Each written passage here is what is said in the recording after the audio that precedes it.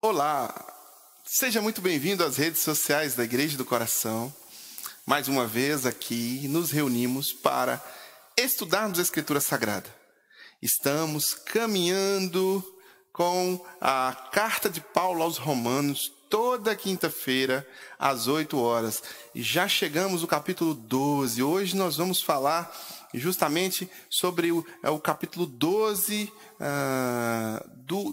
da carta de Paulo aos Romanos, uma carta que é repleta de informações muito interessantes. A carta aos Romanos, ela é considerada uma carta que funciona como uma chave hermenêutica, ou seja, é uma chave que abre portas de compreensão e de interpretação do texto bíblico em outras cartas.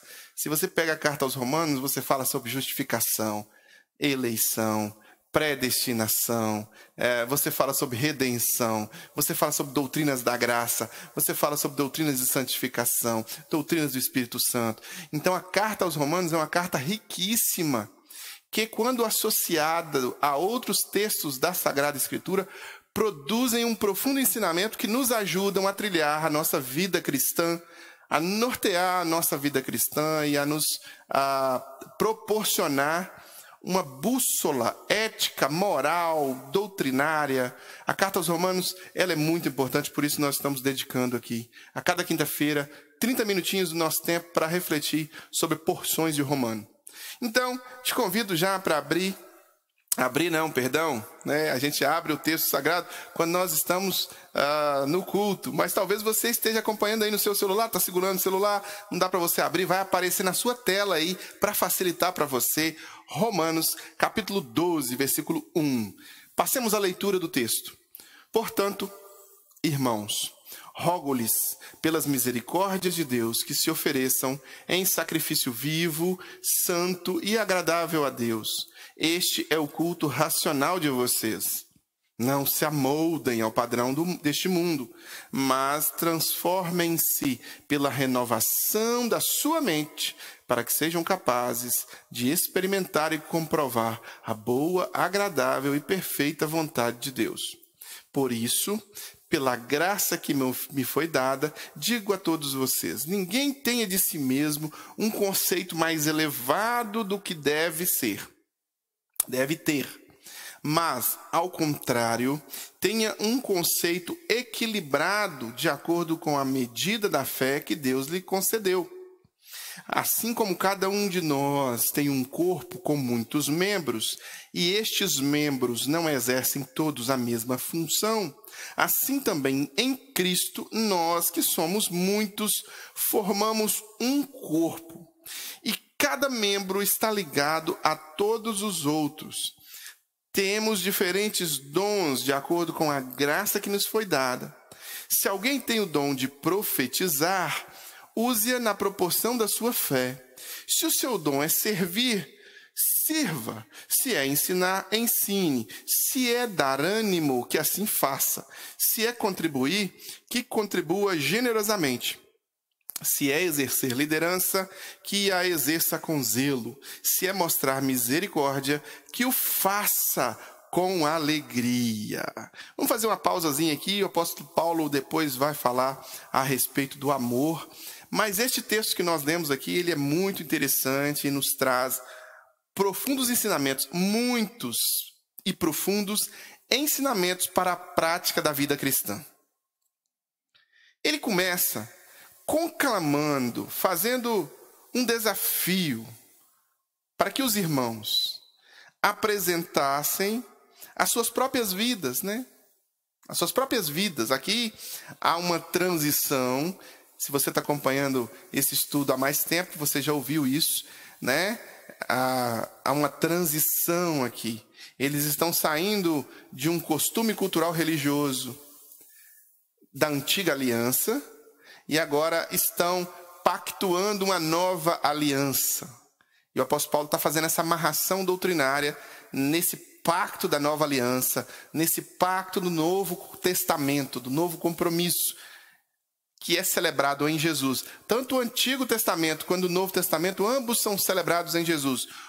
Ele é celebrado na vinda de Jesus. O outro, ele é celebrado na vida, morte, ressurreição e retorno de Jesus Cristo. Né? E volta do Senhor Jesus. E aqui ele conclama esses irmãos a apresentarem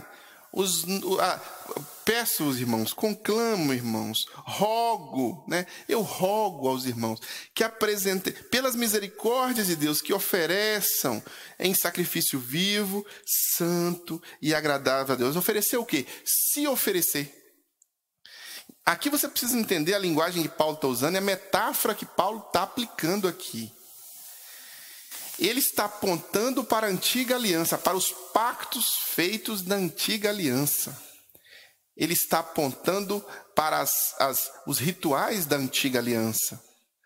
A antiga aliança feita em Abraão, ela é celebrada e ela é sistematizada doutrinariamente com várias práticas. Dentre elas, a prática de sacrifício de animais.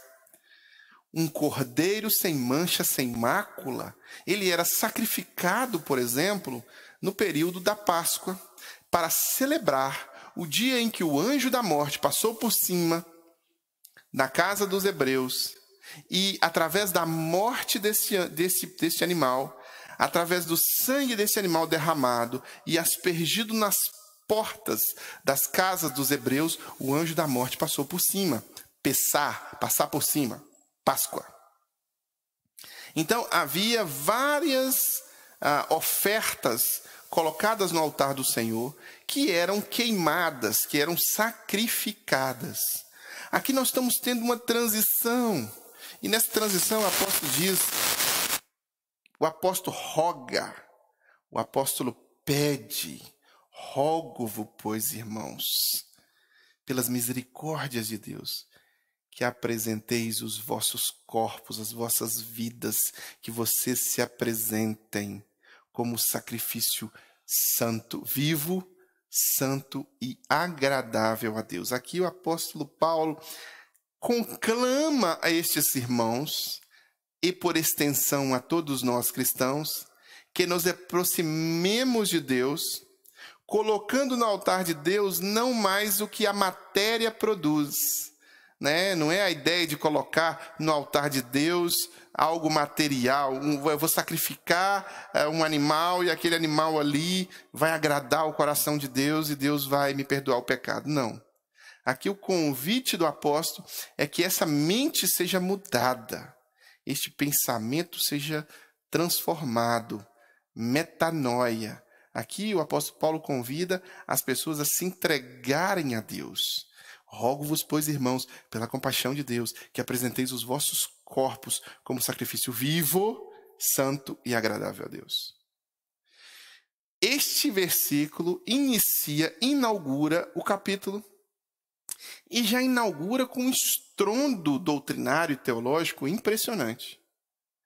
Aqui não há mais necessidade de um outro intermediário, porque você teria acesso direto ao altar do Senhor. Na antiga aliança, o povo precisava do sacerdote, porque o sacerdote tinha acesso ao Santo dos Santos. O povo precisava do sacerdote para fazer essa mediação. Na nova aliança, o sacerdote está no meio do povo e tanto o sacerdote quanto o povo têm acesso completo e restrito ao altar do Senhor. Todos nós somos convocados, somos chamados a nos apresentar no altar de Deus como sacrifício vivo. O que é o sacrifício vivo, né? Eu, vivendo a antiga natureza sem Cristo, agora sacrifico essa antiga natureza e me torno nova criatura, uma nova pessoa. O apóstolo Paulo vai dizer, aquele que está em Cristo, nova criatura é, as coisas velhas já passaram, eis que tudo se faz novo. Então você faz esse sacrifício de uma velha vida, de uma velha natureza, de uma inclinação antiga para um caminho que parecia ser bom, mas no final era caminho de morte. E agora você vive uma nova natureza em Cristo. Desafio pessoal de estar realmente se apresentando diante de Deus como um sacrifício vivo. Por que é um sacrifício vivo? Porque a inclinação da antiga natureza não vai embora. Ela é negada, ela é crucificada, ela é suprimida, mas ela não vai embora, ela continua incomodando, perturbando, né? Querendo inclinar para aquele lado. Karina, minha esposa, usou um exemplo uma vez que eu gostei muito, que ele disse que nossa vida em Cristo é como se fosse um carrinho de supermercado com a rodinha torta. E se você já teve a experiência de pegar um carrinho de supermercado com a rodinha torta, você sabe como é que é desafiador mantê-lo no prumo, né? Mantê-lo na linha certa. Você vai andando com ele assim, ele faz... Vai para a direita, vai para a esquerda, vai para onde a roda está torta, e aí você faz um esforço para colocar ele no prumo. Assim é a vida cristã. A vida cristã é um apresentar-te a Deus como, sabe, de forma voluntária, como sacrifício vivo. E esse sacrifício vivo é o sacrifício feito por nós. Não mais o sacrifício feito no animal, mas feito na nossa carne, né? Santo, separado para Deus, agradável a Deus, que agrade a Deus.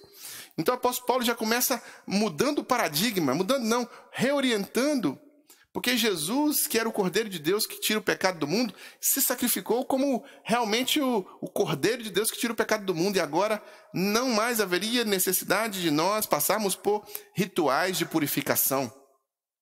O maior ritual de purificação que uma pessoa pode passar é se entregar a Jesus. Rogo-vos, pois, irmãos, pelas misericórdias de Deus, que apresenteis os vossos, apresente a sua vida.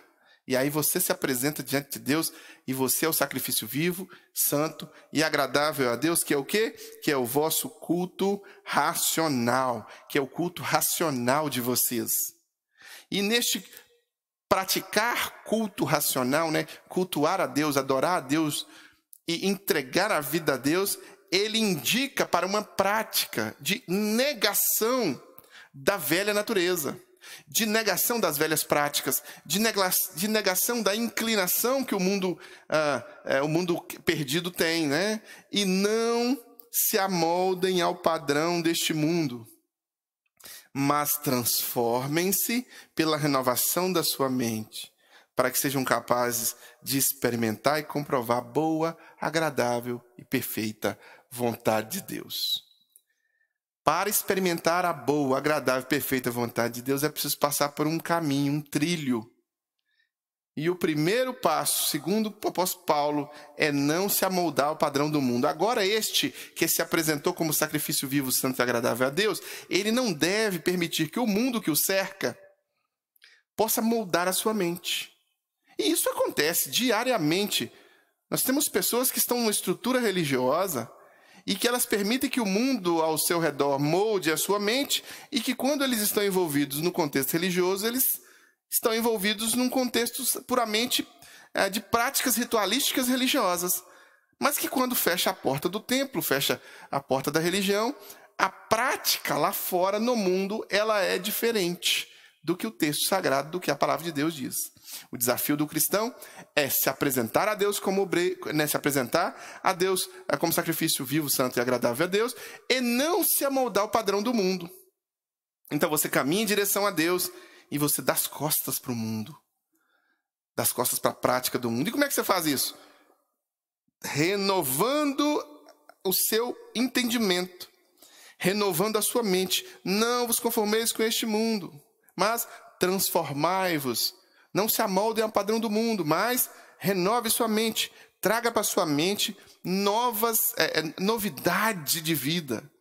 Alimente a sua mente com novas coisas. Renove a sua mente, renove a sua compreensão de mundo, renove a sua cosmovisão, renove a sua percepção de realidade. Agora você não olha mais achando alguma coisa, agora você olha mais pensando o que Deus pensa desta coisa. É diferente. O cristão, ele passa pelo crivo da vontade de Deus, da palavra de Deus. Ele passa pelo crivo do que Jesus pensaria, faria ou imaginaria sobre aquela situação, ou sobre aquela nova perspectiva. Então o apóstolo diz que nós nos tornamos nova criatura. Jesus tenta dar esta explicação para Nicodemos, né? Você precisa nascer de novo, Nicodemos. né? Então aqui há um chamado no texto para que nós não nos amoldemos ao padrão deste mundo, mas que nós possamos ter a nossa mente renovada, transformada, restaurada.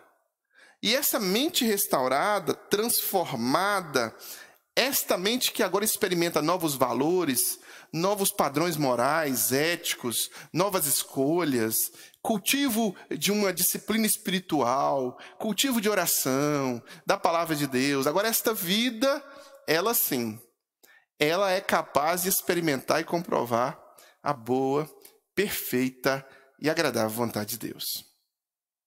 Percebem? É condição sine qua non.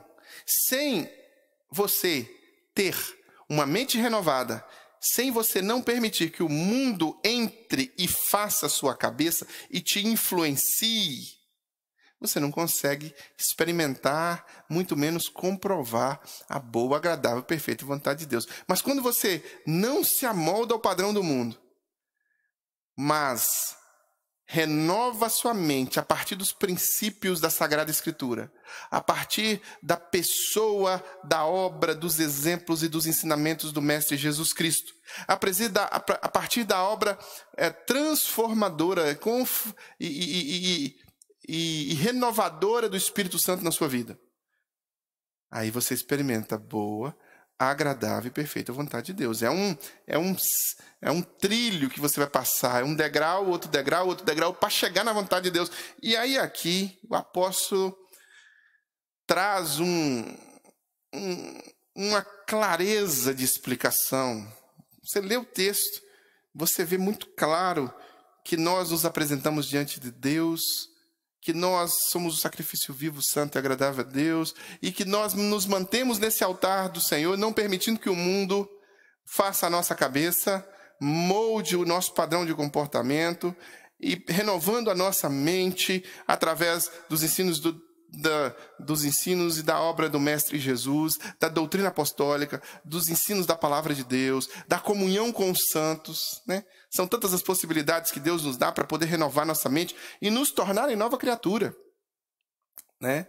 O apóstolo Paulo dá um brilhante testemunho a respeito dessa mudança de vida dele, né? Dessa renovação de vida dele. O apóstolo Pedro, tantos discípulos que vieram antes de nós, tantos cristãos que nós conhecemos hoje, que têm uma mudança de vida, que se apresentam diante de Deus. E esse é o desafio para você, esse é o desafio para mim. Nos apresentar diante de Deus. E aí, quando nós nos apresentamos diante de Deus, o apóstolo, a partir do versículo 3, ele vai desenvolver aqui uma ideia de que nós não devemos ter de nós mesmos um padrão de egoísmo e de vaidade espiritual, elevando o nosso pensamento a respeito de nós mesmos a ponto de nos acharmos a ponto de nos acharmos inconectáveis com outros, né? Nós estamos acima. Eu não preciso me juntar a este povo. Eu posso ser um bom cristão se eu me mantiver longe deste povo. Eu não preciso congregar, eu não preciso frequentar uma igreja, eu não preciso estar conectados para ter acesso a Deus. De fato, você não precisa de um templo para ter acesso a Deus, mas se você não estiver com outros que estão tendo acesso a Deus, você será um membro fora do corpo. O apóstolo usa do versículo 4 até o versículo 8 para exemplificar. Assim como cada um de nós tem um corpo com muitos membros e estes membros não exercem todos a mesma função, assim também em Cristo nós, que somos muitos, formamos um só corpo. O apóstolo Paulo chama a igreja de corpo de Cristo. Corpo de Cristo. Cristo é o cabeça e nós somos o corpo. E cada um de nós é um membro e nós estamos conectados. E cada um de nós é capacitado. Cada um de nós recebe dons, talentos. E cada um de nós usa esses dons, talentos para a edificação do corpo. Assim como a minha mão aqui sofre quando ela tem alguma dor. E essas semanas que se passaram agora mesmo, acabamos sofrendo, né? Porque eu bati com força a porta do carro no meu dedo por um descuido lá. E aí o meu corpo todo sentiu uma dor imensa. E eu senti... porque o dedo sofreu, todo o corpo sofreu. Aí eu pus gelo, fui no hospital, tirei o raio-x, não tinha quebrado. O médico me receitou um remédio. E aí o dedo doendo, você coloca gelo no dedo, aí o corpo relaxa. Você toma um remédio, o corpo relaxa. Aí passa o efeito do remédio, o dedo começa a doer de novo, o corpo se tensiona, a mente começa, ficar tensa. Aí o corpo vai ser reflexo do membro. Assim é na igreja. Nós estamos conectados uns aos outros e devemos nos manter conectados uns aos outros. E nós devemos abençoar uns aos outros, caminhar uns com os outros, encorajar-nos mutuamente uns aos outros e crescermos juntos em Cristo uns aos outros.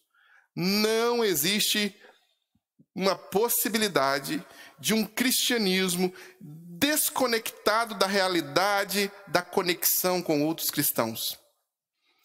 Congregar faz parte do cristianismo. Se ajuntar, ajuntamento faz parte do cristianismo. Sem o congregar não há congregação. Sem o ajuntamento não há comunhão. Sem a vida próxima, conectada com outra vida, não há igreja. Aqui o apóstolo tenta dissolver, diluir qualquer ensino que pregue que uma igreja ela é desprovida, que um cristão ele é desconectado de outros cristãos. Não. Nós devemos nos apresentar como sacrifício vivo, santo e agradável a Deus no altar do Senhor. Nós devemos não nos conformar com o mundo. Nós devemos transformar a nossa mente. Nós devemos experimentar a boa, perfeita e agradável vontade de Deus. E nós devemos viver coletivamente, em comunhão, uns com os outros, experimentando as dores dos outros e também propiciando alegria, rindo, celebrando, festejando com os que estão alegres, mas também dividindo as tristezas. Dividindo as tristezas. Como igreja do Senhor Jesus, nós oramos uns pelos outros, nós ajudamos uns aos outros, nós somos uma família espiritual. E esse desafio é um desafio bíblico para qualquer pessoa que se diga cristão.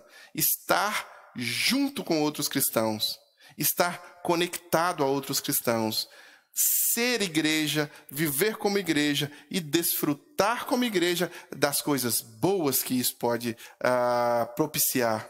Olha, a igreja é uma grande comunidade terapêutica. A igreja é uma grande família espiritual.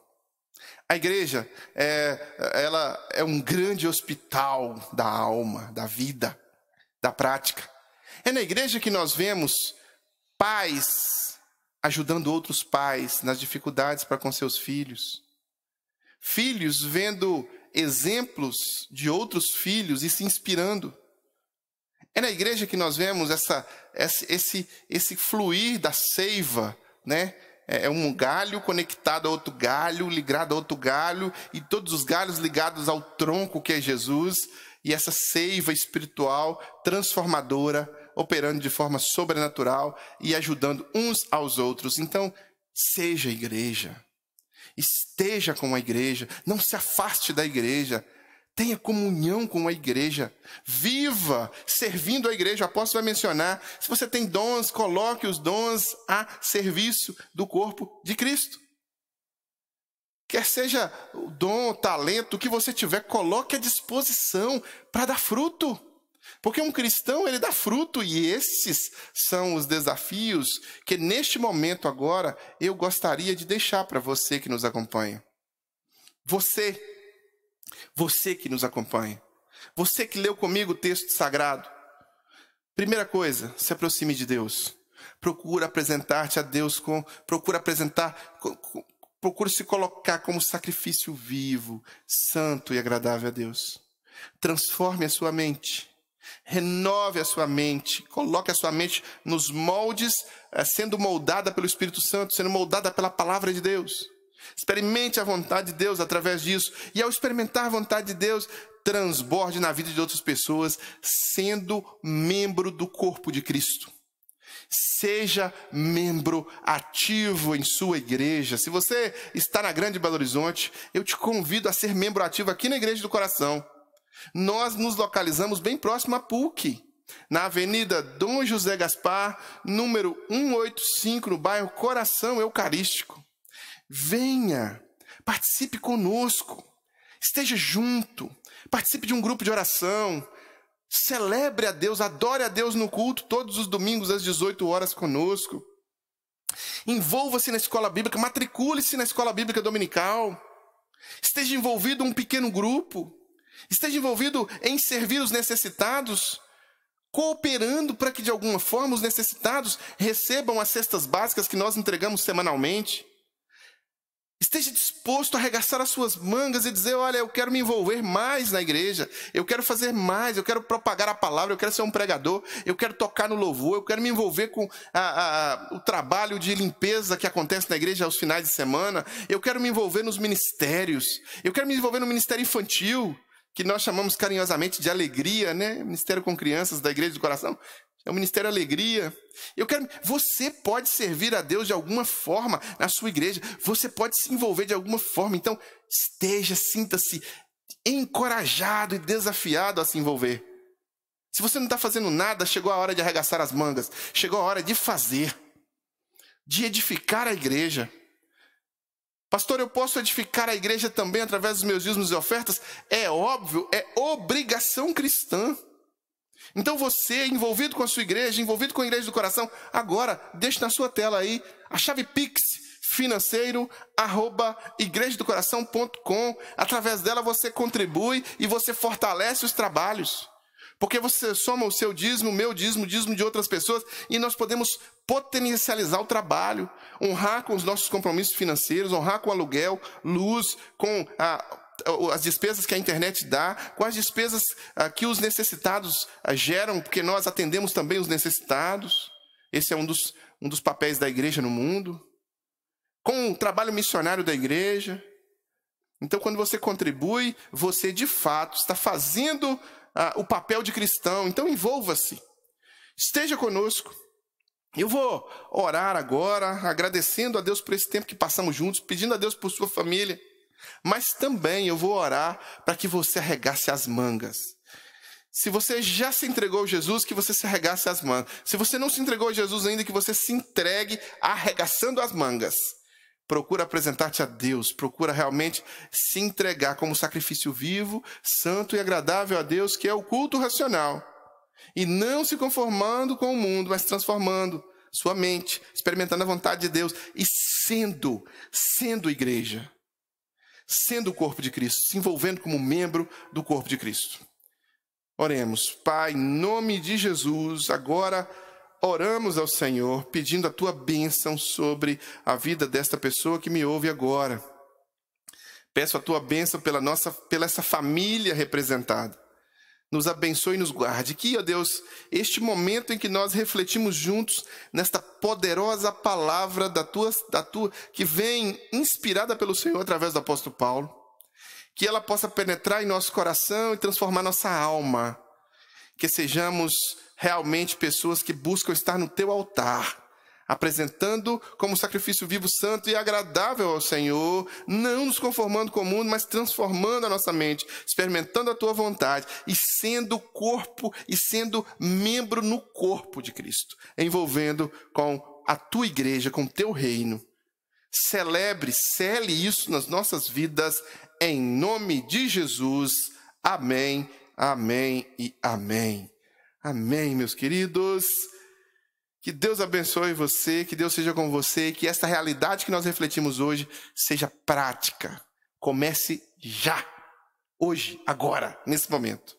Que Deus te abençoe.